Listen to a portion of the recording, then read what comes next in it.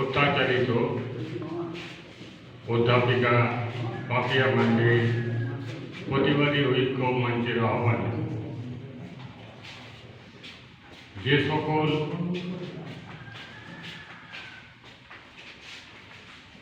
সংগ্রামী মানুষ এই মঞ্চে যুক্ত থাকার মধ্য দিয়ে পাপিয়া মান্ডির সঠিক বিচার যাতে হয় এই লক্ষ্যে এখানে যারা আমরা উপস্থিত হয়েছি বিভিন্ন জেলা থেকে,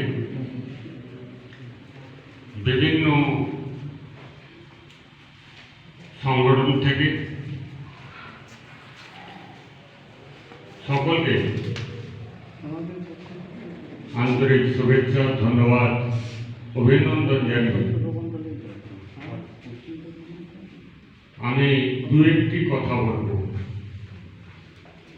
কারণ শুধু আজকে বক্তব্য রাখার বিষয় শুধু নয়, আজকে আমরা এখানে যারা উপস্থিত হয়েছি আমরা সকলে মিলে মিলিত একটা প্রচেষ্টায় একটা সিদ্ধান্ত আমরা নিতে পারি, যে সিদ্ধান্ত পাপিয়া মান্ডিকে সঠিক বিচার দেবে, যে সিদ্ধান্ত আগামী দিনে সারা পশ্চিমবাংলায়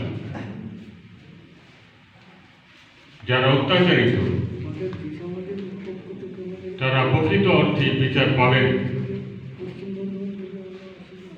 সেই ধরনের একটা সিদ্ধান্ত আজকে